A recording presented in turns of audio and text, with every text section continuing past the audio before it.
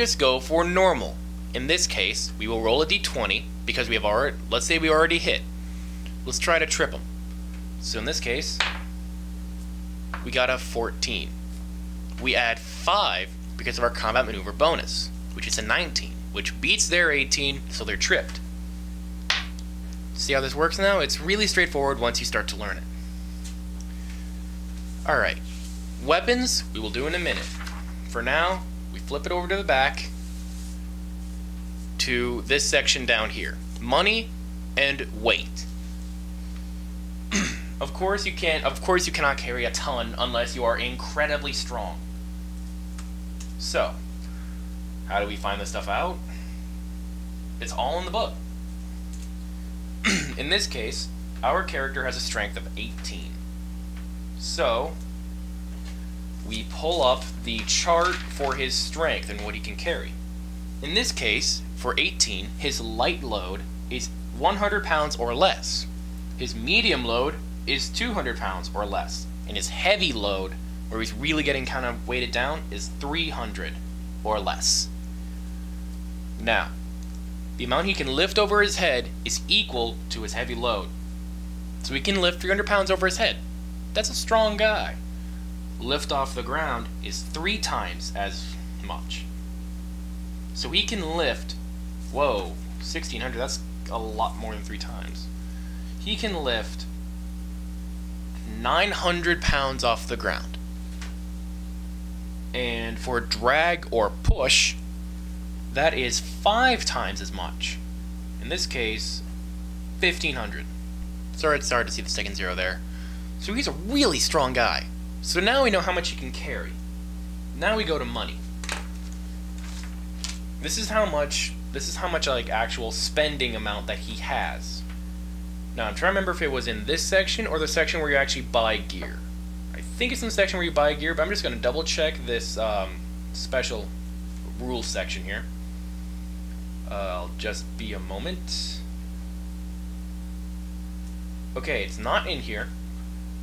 So let me go back to the index and find what page gear is on. And in this case, it is on 140. So, okay, a fighter is 5d6 plus 5d6 times 10 gold pieces, which are the standard monetary unit in Pathfinder. So in this case, I have 5d6. Now, in this case, I'm also going to re-roll 1s and 2s because I don't want a poor guy, because I want to show you guys armor and weapons and stuff like that. I might even just, you know, if just for the heck of it, count it as all 6s to explain the system better. Man, am I glad I don't count 1s and 2s. That would have been poor.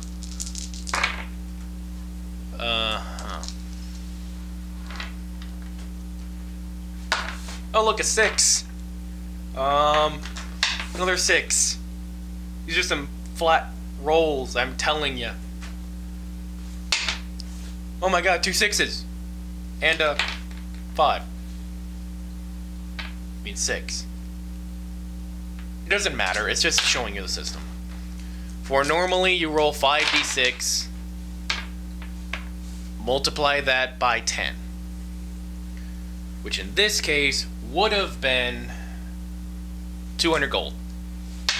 But because I'm counting it as all 6s, just to explain, you know, the system of buying things and such, just to explain the system of buying things, come on, brain, we got 300. So, buying things. There is a list of weapons and armor and stuff like that in the core book. In this case, we are going to start with weapons. So, we're a fighter. We're close up. We get some cool bonuses to being close up. So, let's only stick with 1 or 2 weapons right now, just to make it easy on us. There are 3 categories of weapons: simple, martial, and exotic. Fighters are proficient with all simple and martial weapons. Exotic weapons, you gotta take a feat for. A feat is something special you can do. In this case, let's go martial. This is where some of the good weapons lie. In this case, a longsword, which costs 15 gold. So, our gold here, we subtract, leaving us 285.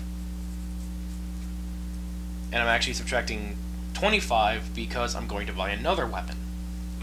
So we have 275, and here's how we do it. Weapon, longsword. Attack bonus. Now,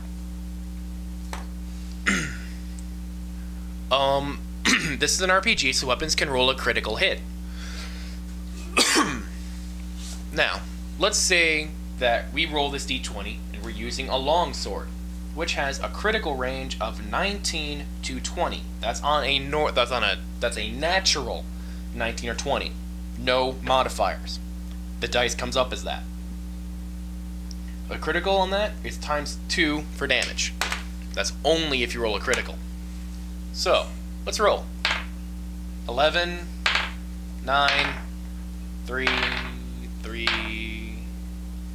Nope. No. No. No. Come on, just do it. Okay, you know what?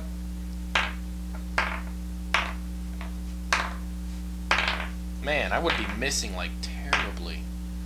Let's say that you did roll a 20. And let's say you rolled a 20 and you hit the guy. Your damage with a longsword is 1d8 plus your strength bonus, because strength bonus applies to your damage. So in this case, we got a critical, we roll our d8, and we got a 5. The 5 times 2 is 10, plus the 4 for strength, which is 14. You did a lot of damage for that, actually. Your base attack bonus applies to hit, along with any feats you might have to boost your weapon. In this case, we did not get that. I'm just showing that as an example. Type for a longsword is a slashing weapon, so we write S in type. Range and ammunition are both dashes because it doesn't apply. The other one we have is a short sword.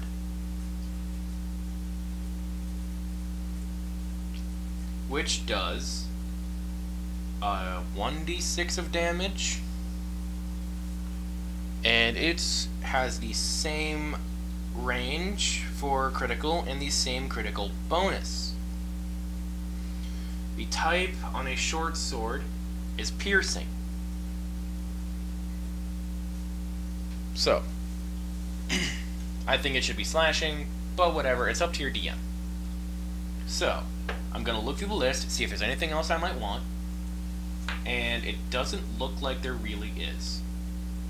I don't really like... I mean, two-handed weapons are cool. I mean, the halberd does so much damage, and it's awesome. Actually, yeah, I'll write down a halberd. It's 10 gold, so we got this. So it's 265. Now, weapon, halberd. I like halberds. They're cool. That has no attack bonus. That has no range on it, so it must be a natural 20 for you to get a critical. But its critical range is times 3. That makes up for it. So, range, ammunition, both dashes. The type on that is piercing or slashing, depending on how you do it. This weapon will let you. And its damage is 1d10. So, we've got our weapons. Nice short list. So, we still have 265 gold. Let's spend some of that on gear, or armor, depending on which is first in the book. Most DMs will let you have basic adventuring gear for free.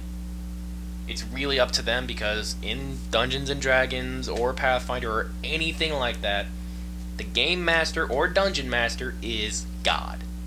They have the final say. Okay, in the book, armor is before gear. So let's get some armor. Let's get something good, something that we can use. in this case, it looks like the most expensive armor we could afford is one that would cost 250 gold, but the problem with that, it wouldn't leave us much money for gear. So let's not do that unless we have the money for it. And armor items go into armor class. Items appear. So for now, let's see, we have 265 gold, and it's good to leave some gold with you to spend in case you're in game, and you might have a toll or something. So let's spend 200 gold or less.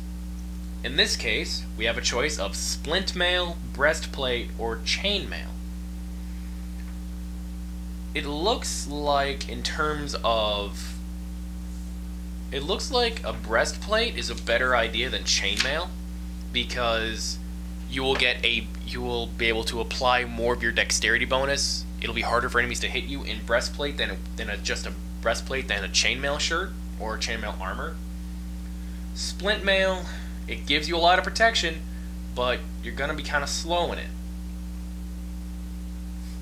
Now, also in the book there is light, medium, and heavy armor and some shields.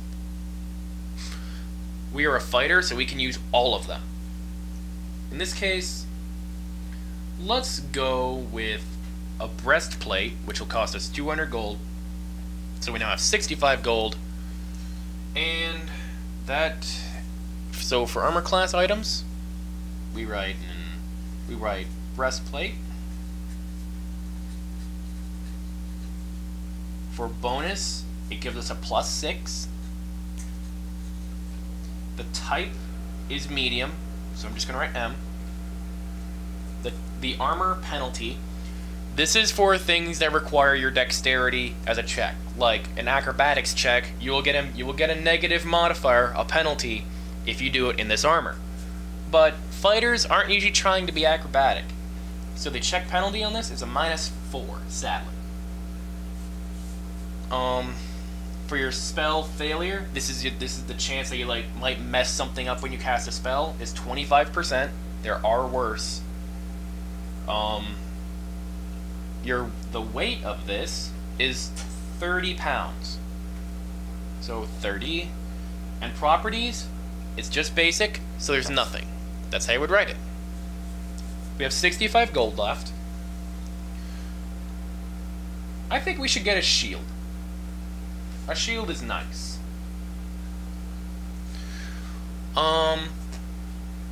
In this case, there's a few that we can choose from. A good one, in my opinion, is either the buckler or a heavy shield. Now, a buckler, you can strap to your arm. You can strap to your arm. Wow, my arm looks big. Never mind. You can strap to your arm, and you still have your hand free for your weapon. But you do get some penalties if you do that. So in this case, let's not worry about that, and let's go with... we got 65 gold. So let's go for a heavy wooden shield, which is 7 gold, so we now have 58. 58 gold.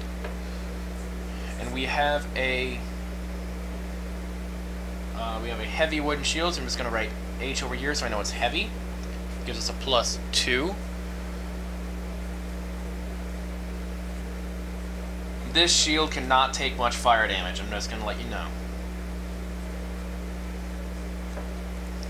So, the check penalty is -1. The spell failure is 15%. Weight is 10. Nothing special about it. Okay, so we've got that. That's our armor class stuff. So let's put that on the front. Right here, armor class. So, first off, we have our armor gives us a +6. Our shield gives us a +2. We have no size modifier. We have none of this. Our dexterity modifier is 3. And the maximum you can have while you're in a breastplate is 3, so we're still good. We're getting the maximum efficiency out of our armor. Look at me using big words.